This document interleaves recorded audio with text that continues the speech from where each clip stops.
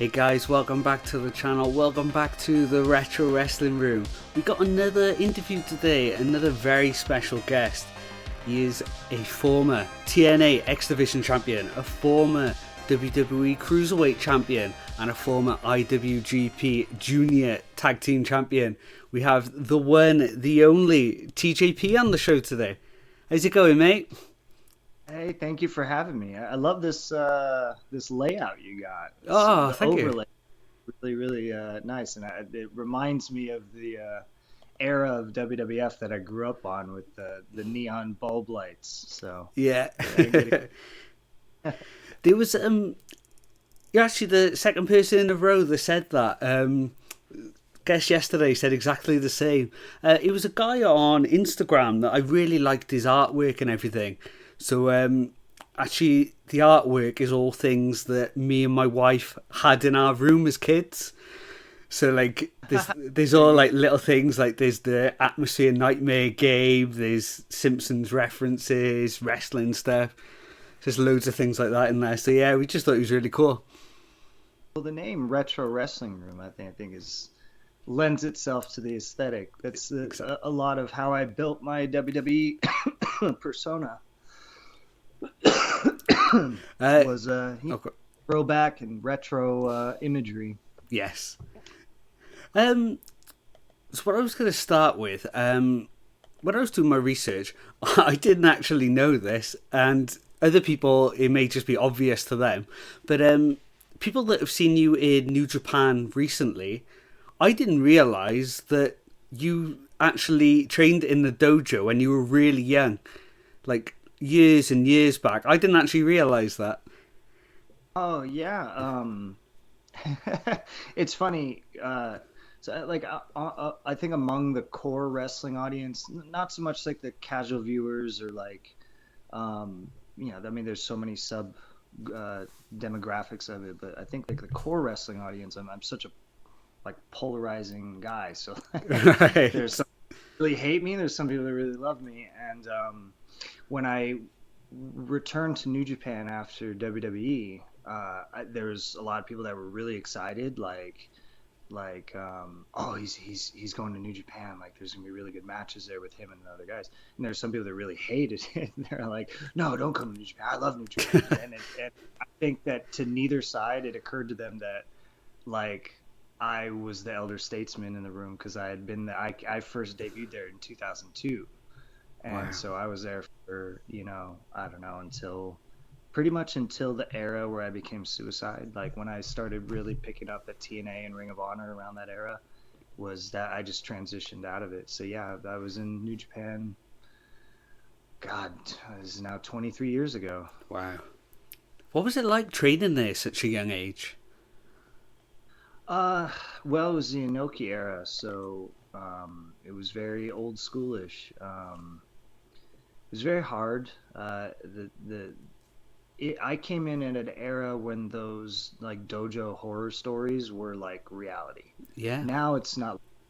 It hasn't been like that for 10, 15 years now. I think, no offense to guys that have come along in the last 15 years, but your dojo is soft, man. It used to be, yeah, like, I came in when it was still like, Liger was in his prime. It was still the generation that had like Guerrero and Benoit there. Mm. In fact, Guerrero went back to New Japan when he got released for a little bit. Mm. He went back and did a couple tours, I think. And my first tour was right after him. I almost was on the same tour as him. Wow. So that was the era, and it was a tough time, like a lot of squats and a lot of push-ups, all that. And you made a mistake, you got beat for it. And being an Inoki student, and I'm actually the final Inoki student, direct Inoki student anyway. I'm sure there's a lot of people that sort of followed after, but a lot was expected of me, so we had to learn how to fight. Every day was Thai boxing and catch wrestling, submission wrestling. So a lot of people that have followed me close enough to notice that I have like a technical background. Mm. That's where it comes from. It wasn't like like how you said before, like some people like I know I look like I'm still 25, and Yes. maybe I just came in the last 10 years, but whereas a lot of people will say like, oh yeah, he kind of looks like a young up and comer. I'm not sure about where he started or whatever, but it looks like he takes after guys like Zack Sabre and Gresham and Gulak and like people that are like technicians and all that. The reality is I got it from Inoki, and honestly, I think a lot of those guys kind of got it from me because I'm older. Yeah. I remember coming across them, actually all of them at younger stages in their career, and they're wonderful. Which actually, on a side note, reminds me I want to circle back and get in the ring with all these guys more often. Oh, I think it would be an absolutely incredible match in this day and age against Zack Sabre Jr. You know, still one of the greatest technical wrestlers on the planet at the moment. He's fantastic. In fact, this last tour we had a couple face-offs with his team and my team, so we got to give people what potentially could be a preview. I don't know if it's in the cards for the future, but we had a couple good interactions in the ring, and people got to see what they would otherwise see if we had a full length encounter. So When you joined up with United Empire, had you ever been in a faction before? let's see. So when I was first in New Japan, there was a faction called CTU, Control Terrorism Unit. Wow. I don't know him, but yeah, there was a black and gold group. Everybody wore this generic black and gold mask that had CTU branded across the forehead. And so on the way to the ring, you didn't know which members of the group was like going to be wrestling or whatever. Right. It was kind of a cool little thing. A lot of the guys that were in, for those that were following New Japan long enough, a lot of the guys that were in Team 2000 kind of came to CTU. So Gato, Jado, I believe, were in it. Liger was in it. Liger turned heel for a little bit there. And when I was Puma, I was in it. And so I was in that a little bit. But, you know, honestly, I don't think I've ever been part of something this cool. And I think the Empire is much cooler than that was. And I was such a young kid at the time, so this is a lot more, you know, of a proactive thing for me because I'm in my prime now, as opposed to before I was just like, yes sir, no sir, like I'll follow whatever the guys are doing. So Like a lot of people,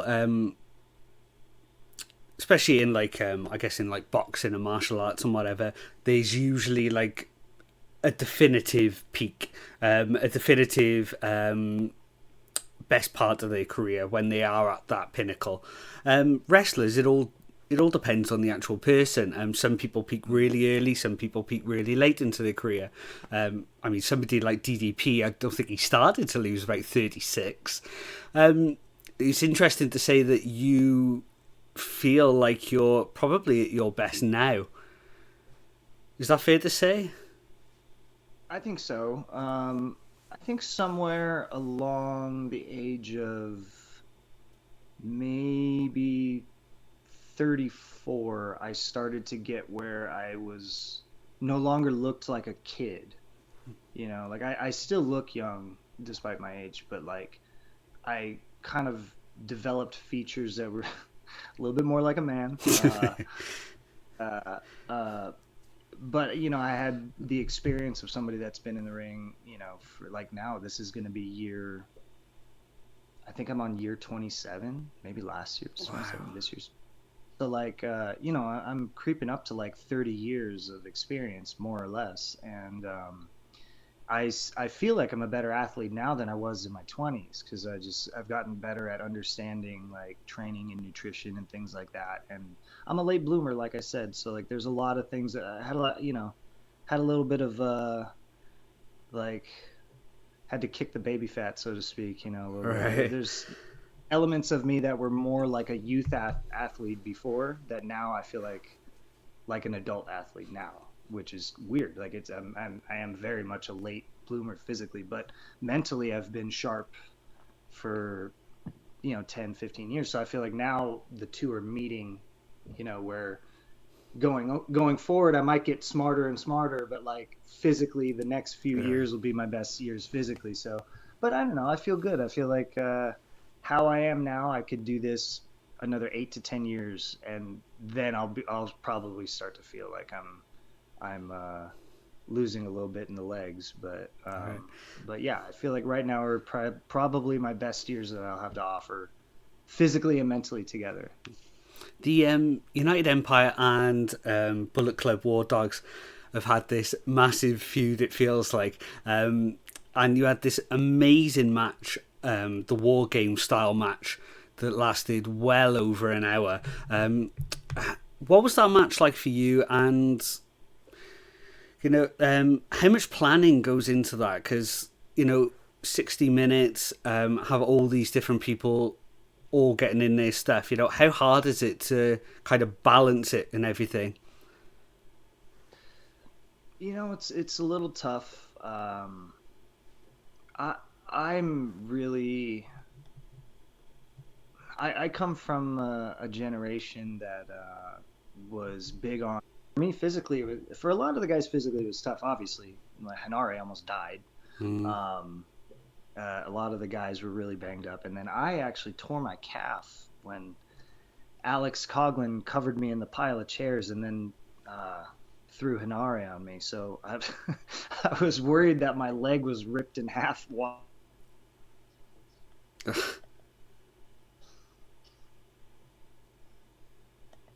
It's a tough thing to do, but very rewarding when you get through it. And I honestly feel like everybody felt like we survived it because it was pretty rough. You've held the junior tag team belts 3 times now with Akira.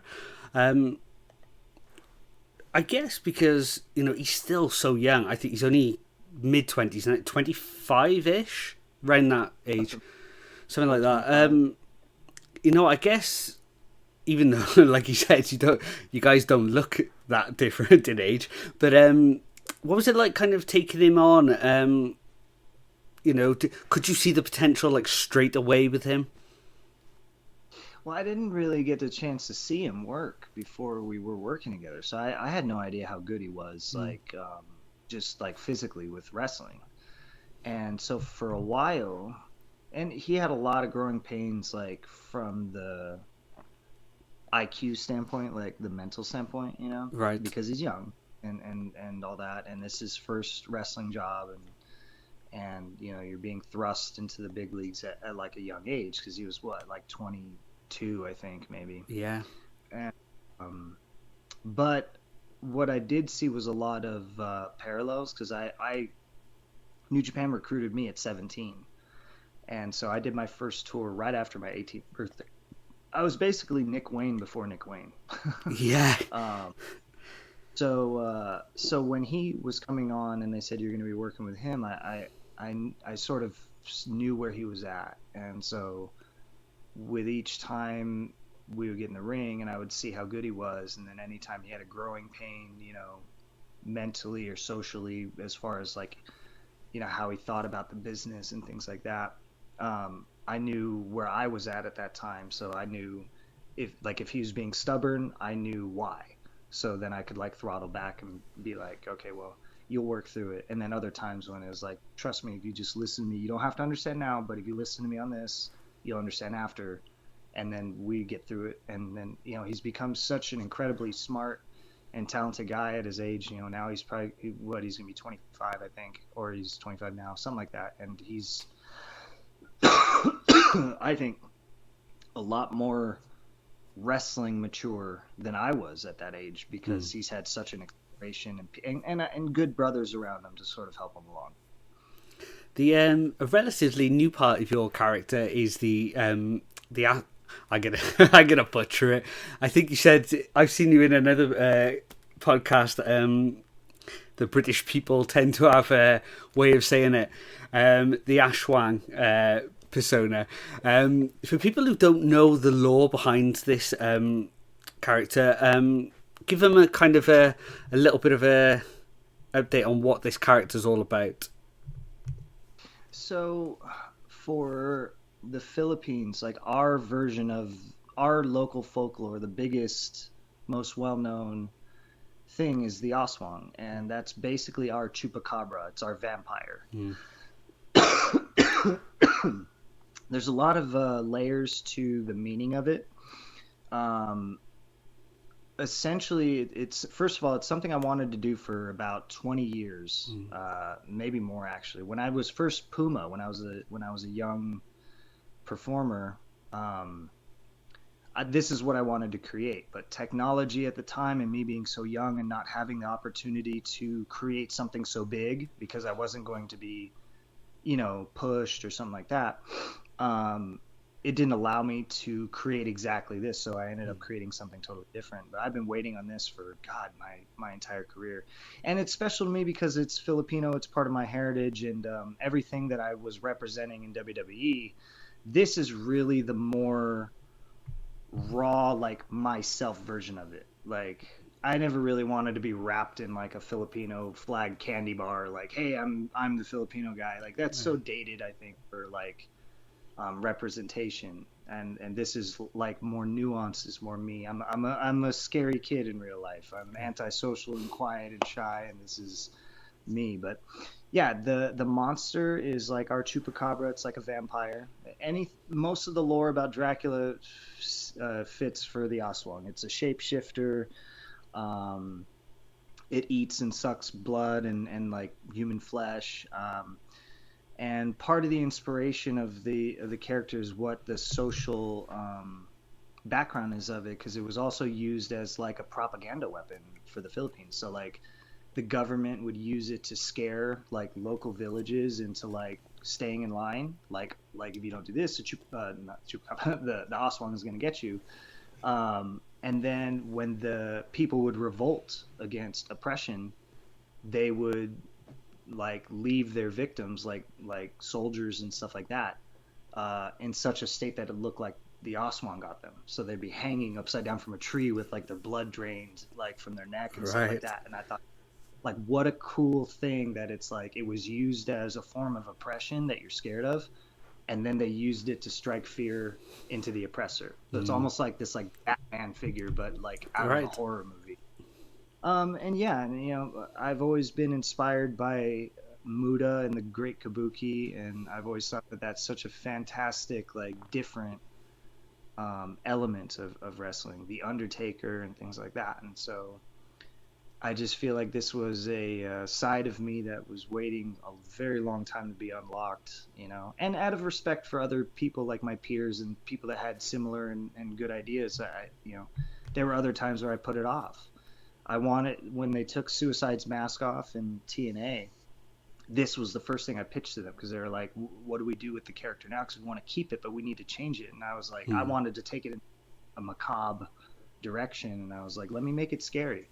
Let me make it like a ghoul that like when I do become Suicide, it's like looks dirty, like I crawled out of the grave, and it'll look different every time. And maybe like the suit torn and it's like partial. And like you've already told people it's like, okay, this Filipino wrestler TJ Perkins is the Peter Parker of the character, so let it become that a little bit, because they were otherwise just going to shelve it, and so I didn't get a chance to do it there. And then Fergal Devitt, who's an old friend of mine, came up with such an incredible thing for himself with the Demon, and I'm such a fan of that, and so just out of respect for him and what he was doing, I didn't want to touch it for a long time because he was doing such an incredible job. And last couple of years, New Japan put me in a position to create something new, and they gave me, like the second biggest stage in the wrestling world, which is Wrestle Kingdom, to do it. So, they helped me create something, and now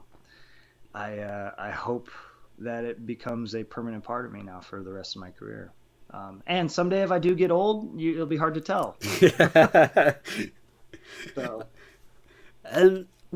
I actually did an interview with a wrestler last weekend called Super P, and she's from the Philippines, and they're actually starting to build their own indie scene there. And she was telling me that, you know, for the longest time they didn't have anything there. They're all fans, so they've kind of come together now to try and like start all these different federations and things. And she actually mentioned yourself and Shotzi, kind of. It was great for them because they had that kind of representation within the wrestling world. How cool is it to like think that, you know, in the Philippines people are looking out and they're seeing you and the representation, and it's inspiring them to start their own wrestling journey?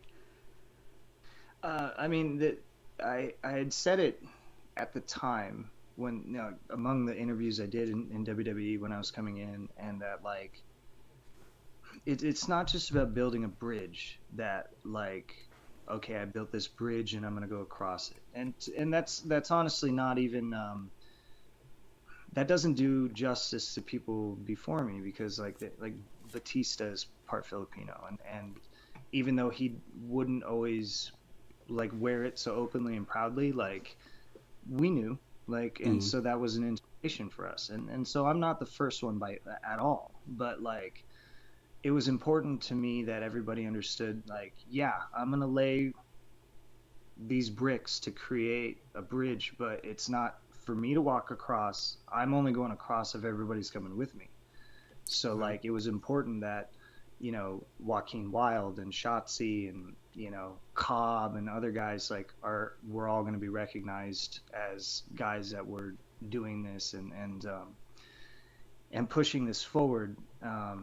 And that's another, actually, like kind of going back to that last question about this new character, like that's another reason why now is the right time to create the Aswang, because like the flag isn't just for me to wear. And so there's so many talented performers, even just from the Philippines directly, that could make this jump over to like mainstream and major leagues, and like they should be wearing the flag, you know. So it's like I wanted to find a different way to represent the culture that was more true to me, which is, you know, this monster character, and like leave other elements for other people to pick up and do themselves. So I hope they do, because there's so many talented people, and you know I come across them every now and then, like in my travels. You know, I'll see some guys that have gotten out of the Philippines and they're trying to make their rounds around the world. I went over after I left WWE with Cobb, actually, and we wrestled in the Philippines, and their scene is really small, but you know we helped put on a really big show and drew a big crowd for it, and did a lot of media work, and sort of brought everybody together. This was pre-COVID to try and push it forward, and I know that they've gone over like evolution after evolution of their companies and things over there. So I hope that it keeps growing. When you were invited to do the Cruiserweight Classic in WWE, you ended up obviously winning that tournament. You weren't actually signed to the WWE at that time, is that right? Excuse me. Yeah, that's correct. I didn't sign until Clash of the Champions after. Right. The first pay-per-view afterward, yeah. What was it like? Did you know, like, how far into the tournament or beforehand did you know that you're actually going to go all the way and win the tournament? From the beginning. Yeah. Maybe around round one or something like that. I never ask these things because I don't really care about booking and things like that. I've always just I've taken pride out of being a utility guy. Like, you just tell me what you need. If I need to be the star that night, then whatever. You know, like Suicide was a star character, and I was a champion as that. So like, if you need me to do that, I'll do that. But if otherwise, I usually I'll look at the board every night, and I don't worry about tomorrow until tomorrow usually. But somewhere along the line during round one, without asking, it was like something came up where I had to know that I was. I don't remember what it was, but I knew from early on, from the beginning. And they asked me to pick my opponent in the finals too, so I kind of knew based on that, because it was like, they basically asked me to book the final. Right. So, and actually originally I chose Zach because Zach is an old friend of mine, and I don't get to wrestle him that often, so I thought that would be a lot of fun, and we actually had started thinking about how we would do it, but then like a little bit later they asked if we could have a more diverse matchup, and I think that was probably the right way to go, because me and Zach trading arm bars might not be for everybody, so they went with metallic and have like a more dynamic type of match. Excuse me. It may not suit everybody, but it would definitely be high on my list, I have to admit. The people that were in that tournament, well, even the people that you faced, like you said, Grandmaster League, Swan, Gargano, even if you did that tournament today and had those same people, that's still a strong list of competitors. They did really pick a really good group of people for that tournament. Oh, it's incredible, and that was like, there's some people that were sort of penciled in and they couldn't do it, or they chose other projects, or they were on other projects. I think Osprey was contacted to do it, but he would have been just starting at New Japan at the time, so he was kind of off the table. There was a lot of guys. When they first contacted me, they had asked me to kind of add names to the pool, like they were still scouting. So like they had asked me like, hey, who's in Mexico? Who do you know? Like who's in Japan? Like who are we missing? And so they looked really far and wide and had a broad view of anybody they can get that would really kind of push this door open. Which I think that's really what I'm most proud about. It's cool. It was a cool like moment selfishly, because they chose me to be a champion and to like launch this show, and the show had a few years of shelf life. With it's hard to ask for more than that. That as far as putting on a successful brand for a few years. But what I'm most proud of is that before this tournament, they didn't think like that. The company, like, they had like Balor and like Generico, like they didn't have a lot of guys that were like smaller, more wrestling-y type of people, Seth Rollins, like there was very few of guys like that. And then we did this, and then all of a sudden it was like, get Adam Cole, get Roderick Strong, get Austin Aries, get all these guys. And it was like, now the door was open, get Pete Dunne, get all these. And like, now they were like, this is proof of concept. We can start using anybody that's good. We don't have to discriminate against them because of old school values or whatever, And so I think that's what I'm most proud of, is that, not that these guys wouldn't have gotten a chance somehow down the line, but like they really just said, you know what, fuck it, the filter's off. Let's just get anybody. And then tons of people came in and started really changing the company. And now it's funny, because it used to be like, if another company existed as an alternative, it used to be like, well, if you want to watch WWE, you're going to get entertainment. But if you want to watch great wrestling, you got to watch, Impact, or you got to watch Ring of Honor or whatever. But now it's like, if you watch WWE, like they're all putting on bangers. Every company is putting on bangers. So now WWE is good wrestling. And now they have guys that aren't even wrestlers putting on like Logan Paul puts on bangers, and I'm like, Jesus Christ, is there anybody that can't wrestle anymore? Because like everybody can wrestle now. And so I think it sort of helped round the culture around that corner for them at WWE, because they were like, you know what, this is a concept that can draw some attention. Yeah, Logan Paul is stupidly talented for the amount of time that he's been in it. It's wild. It's unreal, yeah. I don't think there's many people that had that kind of debut year. When they pick them out, there's like, they say like Kurt Angle's first year, like Lesnar's first year, But even like Lesnar, he trained for years in, say, FCW and things. Logan Paul, I don't know if he wrestled at all before his first match, Well, I mean, I think he's obviously blessed with good genetics. You know, he's a good athlete regardless. And I think his upbringing in, you know, work and business as an influencer and sort of an undefined entertainer of Mm, sorts lends itself to raw skills that you would have to develop as a wrestler. You know, for example, just using myself as an example, he's the complete opposite of me as far as the tools that he had. Like I'm an antisocial person. I'm not like I'm well spoken, but like, you know, content creation and the way that he is like so readily available in certain ways and the way he'll think instinctively is so great for like transitioning into wrestling. Whereas like I could see as somebody who doesn't have those skills naturally that some of those have to be developed, and that's really hard, you know. And so it doesn't surprise me that he's as good as he is. And you know, like the system has also really evolved over the last decade or so, like with coaching and producing and like people that are behind the scenes that really shape the product that you don't really realize. Whereas when Angle and Lesnar were coming in, you know, you had some like producing assistants and stuff like that, but all right. guys were guys were a little bit left to themselves to create. So that should also be said too, is that like, you know, he has a lot of people in his corner that are not going to let him fail. He has to Right. execute, but they're not going to fail.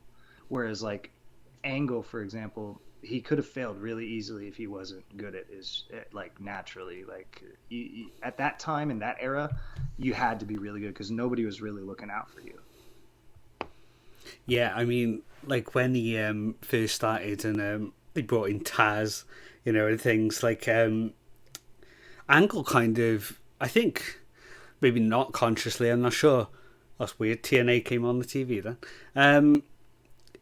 He kind of took certain aspects of that, especially when he became more that aggressive style of MMA style wrestler. You know, he took a lot from Taz, and say Taz didn't quite. It's not. What's the right word? The potential that he had and that debut he had when he faced Angle at say the Rumble. I think Okay. everybody thought Taz was going to be like a new big thing, but it didn't quite work out. Whereas they kind of fed Angle to him, but then it was Angle that kind of went off then into the I mean, stratosphere. I don't know what the plan would have been. That might have been the plan. You know, I don't Mm, know. And you know, I thought at the time that Taz had a really, really good opportunity to take off by being in the WWF mm. engine, WWE, I guess WWF at the time still, but I mean, just I guess yeah, I mean, it didn't resonate the same way, but yeah, I mean, Kurt is uh, once in a lifetime type of human Yeah. being, like not even just wrestler, just once in a lifetime human being. I mean, he's determined to succeed at anything he does, and he's so locked in. It's unreal. When you're around him, you could see it's not surprising. Anything he chooses to do, he's just so like he'll carve a way through a brick wall with his bare hands if he needs to. You were with TNA for a while before you became the Manic character. Well, it was actually the Suicide character first. How many Hmm. times were you asked to play Suicide before you actually became Suicide and then like full time? It's funny actually. I was in Houston for a pay per view. I think it was Destination X, maybe 2008 or seven, and it was the night that they asked Kazarian to play Suicide. It was the night that they pitched it to him. And I remember being in the locker room. I was there for like the X Cup, I think. I tagged with Milano Collection and some of the Dragon Gate guys or something like that for Team Japan. That was Puma. Mm. Uh, for those that don't know, Puma was a mask character, kind of like Tiger Mask. And so I was there in the locker room, and Kazarian came in and he's sort of bummed out. See, he had been like kind of waiting to be able to kind of do his own thing and be himself, and they pitched this character to him, which, you know, theoretically for him, this was a huge step back. But they just felt like he would portray the character really well, and he was a priority performer for them, so they needed to find something for him to do. And he told some of us that were like friends. You know, I've been friends with Kazarian, with Frankie for God, all 27 years of my career. We started in the same place, and everybody was like sympathizing with him, like, oh, that's terrible, it sucks, I'm sorry, man, like you'll make the best of it, whatever. And Christopher Daniels goes, they should just have TJ play it. He's already under a mask, you know, because I had been coming in and out, and they really never knew what they wanted to do with me, but they really liked having me as part of the roster. And so we all joked like, ha ha ha, yeah, that would be like a thing. And then I didn't work for TNA for a few years. I went to, you know, Ring of Honor and did some other stuff. I went to FCW for a little while, and just kind of got away from TNA. When I came back, the character had fizzled out and bounced around performers because nobody wanted to touch the IP. Basically, they didn't want to do it. And it was actually me that pitched it to them, because I kept seeing bumpers for it when I was like, now fast forward to like 2012, I think. And I was back in TNA, but just I did like a one night only pay-per-view, and I was just waiting because they didn't have a creative idea for me. So I'm waiting, I'm watching the show, I'm watching the show, and I'm sitting at home, and it's like Suicide is going to come back. And then next week, like, Suicide returns in 2 weeks, 3 weeks, whatever. Suicide's coming back next week. And then I messaged to Al Snow in the office. I said, do you guys have an idea for this, or are you just going to give it to whoever in the locker room you've been doing? Because I said, if not, I'll do it. You guys have me, I'm not doing anything, so I'll do that until you think of something. And he goes, okay, let me bounce that around the room. And he came back and was like, yeah, we'd actually like to do that. So it was only meant to be one night. Like, I was just going to do that, get back to TV, kind of like, you know, maybe work off ring rust or something. Just get in and work, and then we'll figure out something later. They were just going to throw it in because they had these X Division 3-ways at the time. Every match was a 3-way. They didn't have singles. And so they needed a third for this match. So they're like, oh, let's bring back Suicide. And then it ended up being the star of the match. And then afterward, they were like, you know, this is the way we always envisioned Suicide will be portrayed. Like Spider-Man or Deadpool, like an athletic, sometimes kind of witty, like type of duality to it. And, you know, everybody else before either portrayed it like a heavyweight, or their heart wasn't in it. So they just did fuck all, you know, they just get through their stuff. And so then after that, they were like, you're never gonna not do this. And I was like, okay, it's fine. Maybe I was born to do this one for you guys. So you won the title as Manik then. At that time, especially at that time, I know the Cruiserweight title became this massive thing in WWE, but until the X Division title came around, I mean, there was the WCW Cruiserweight title, which was a massive deal, especially for fans like me at that time. And then the Cruiserweight division it went to the Indies, but the X Division title, that was the one, you know, like the AJ Styles, the Christopher Daniels and stuff winning, you know, every X Division champion he was like the pinnacle at that time. What was it like winning that title? You know, I always thought that, because when I was growing up, there really weren't a lot of lightweight titles.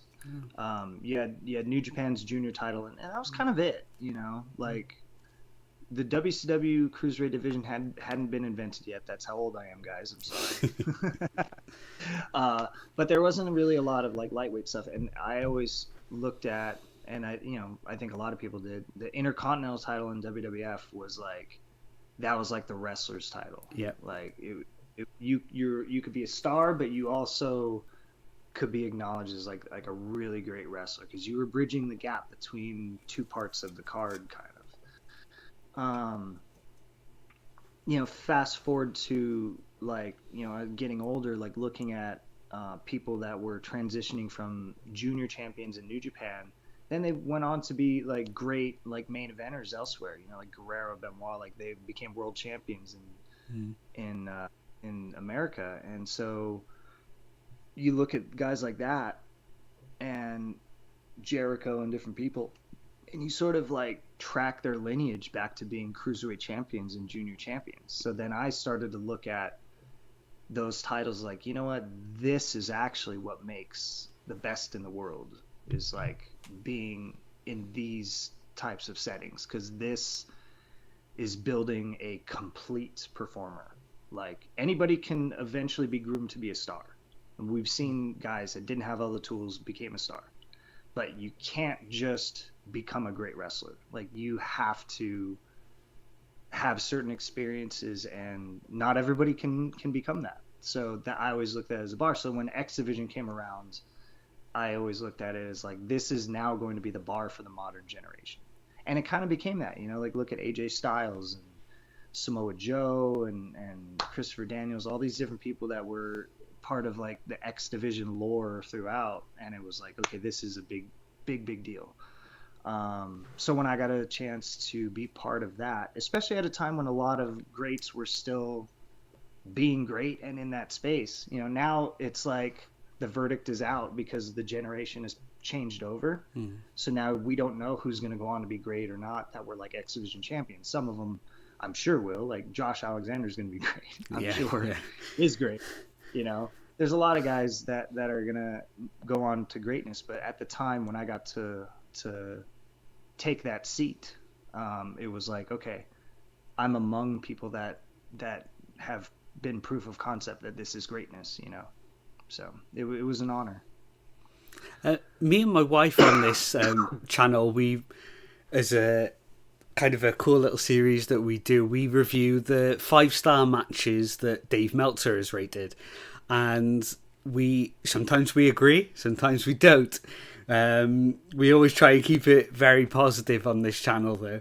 But one of the most recent 5-star matches is that cage match from Revolution, Will Ospreay versus Kyle Fletcher. Did you have a chance to watch that match?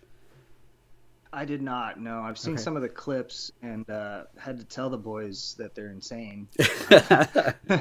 You know, them being my brothers and all, but I have not had a chance to see it. I actually don't really see a lot of wrestling, like contemporary wrestling. I kind of stopped watching regularly, honestly, like as far back as like the Attitude Era. Like once I was a few years into wrestling, like by like 02, 03, 04, I kind of stopped watching regular. I'll still see stuff, of course, but like I stopped watching regularly because I didn't want to be shaped by unoriginal ideas. Like I wanted to be myself and not be shaped by like, oh, this is what's in vogue. Like I don't want to know what's in vogue. I don't want to see what anybody else is doing. Let me just create what I create. I might see it on a show or something like that, so I'll kind of still I'll still know what's trendy or whatever, I guess, but because it'll still find you as part of the business.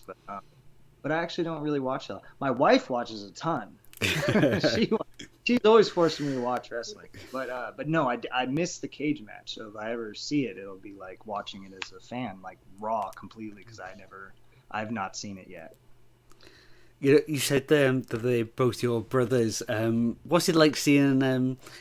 I mean, it was inevitable, you know. I'm from the UK, so obviously I saw them on the Indies when they were both a lot smaller in physique and in wrestling stature. So I've known that they were both going to go to the very top for years and years. What's it like seeing them, you know, doing so well now in AEW as well? Will and Kyle, you mean? I mean, it's not surprising. Will was already on that track for a while, you know, so like that. I mean, that's just like business as usual, you know, because I've been shoulder to shoulder with Will as he's been like skyrocketing. So that's I don't even think about that. That's just normal. But Kyle, it was not unexpected because he's such a good looking kid, and I didn't think that he was gonna like change his physique so well. Like No. that was a little bit surprising. He looks incredible, Yeah. you know. But you know, he's a good-looking kid. He's very talented. He's very like relaxed and loose, like personality-wise, you know. So I've always thought like that'll lend itself to bigger opportunities later when he has to sort of like open up, you know. But that none of it's surprising. Plus, he's like 7 feet tall, so I mean that helps. You know, he used to be skinny, but he was never a small guy. So like, I thought that's gonna help him a lot. There's one time when I had the junior tag championship, and then the Aussie boys had the two open weight championships in New Japan. Right. So all three of us had titles. We were on a show together, and so we were like, let's take an Empire pick, the three of us, because we're the only three on the show. With our title, I have it somewhere. We take this picture, and I'm standing in the center, and it's like me with my title, and then it's like Davis, and it just looks so funny, because they're so absurdly tall, you know, like they make heavyweights look short. So, because I'm not even a short junior, like I'm eye to eye with Tanahashi, who's an iconic heavyweight, but Kyle and Mark are just string beans, man. They're trees. You've wrestled in the UK as part of WWE and TNA, but you've also wrestled for a couple of the indies as well. I think I saw that you wrestled for Southside and Rev Pro. What are the crowds like in the UK compared to the other places that you've wrestled in? You know, the UK is a lot like America now. It's really, I was gonna say westernized, but I mean, it is Western, Yeah. East cultures. But like, I'll put it this way: like when guys come out of, say, the dojo in Japan, they go on an excursion, right? And it's supposed to be a learning experience to get in like another culture and like get into a certain territory that's specific and nuanced, and you learn a different style and all that. And then you come back to Japan, and you have upgraded, and you have a different layer, you have more life experience and all that. And in recent years, I've told guys, I'm like, you kind of have two places to choose now. Like either you go to Mexico, or you go to America if you can kind of get some time in, like Yuya Uemura went to TNA for a little bit. So now that's sort of like when Keiji Muto went to WCW or NWA, like back, like you get into an American company, you're going to do some TV work the North American style and get that.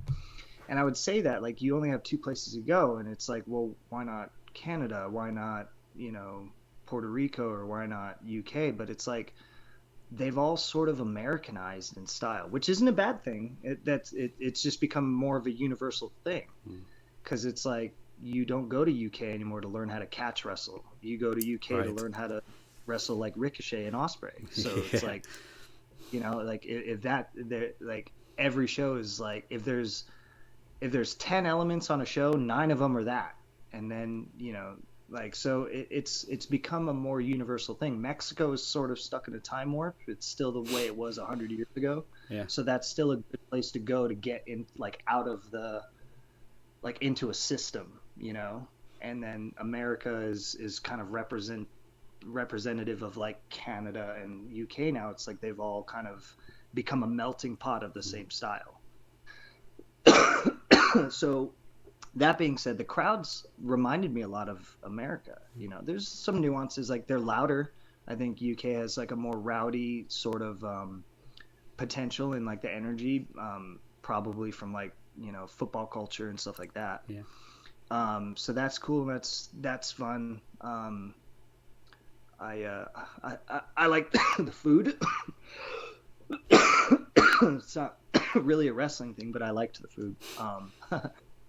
But no, the crowds were fantastic, and you really feel like the passion and the energy, because you can tell they don't get enough of what they don't get enough of the major league experience exposed to them over there, which is something that I think AEW has done such an incredible job of keying into, that like UK, Australia, places like that, they don't get these experiences as often. WWE didn't cater to it often enough, and not in like a meaningful way.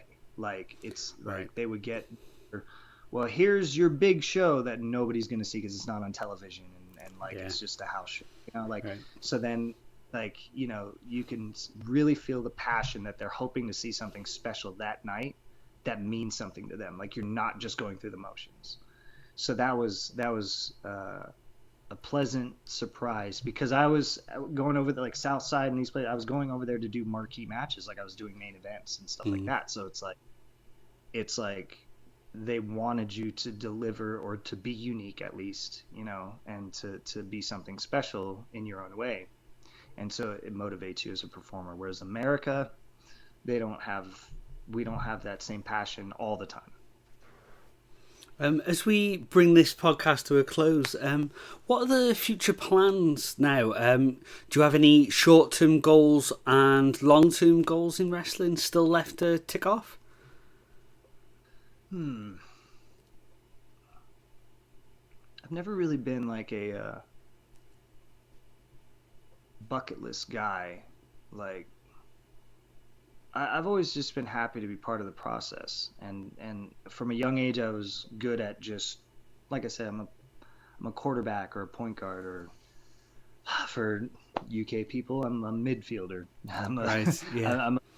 I direct traffic. I'm a ring general. So that being said, I always just enjoyed the process of it, and but you know, there are stuff that as a kid you dream of doing, but I've been so lucky. I got to tick off all those boxes by the time I was like 21. Like I had done matches for WWE, and like done like matches in TNA on live pay-per-views, and gone to Japan. I never thought I would go to New Japan. That was actually my original goal. And at the time, it's like, without social media, without the way the world is now, it's like, how do you even do that? And it fell on my lap. I got really, really lucky.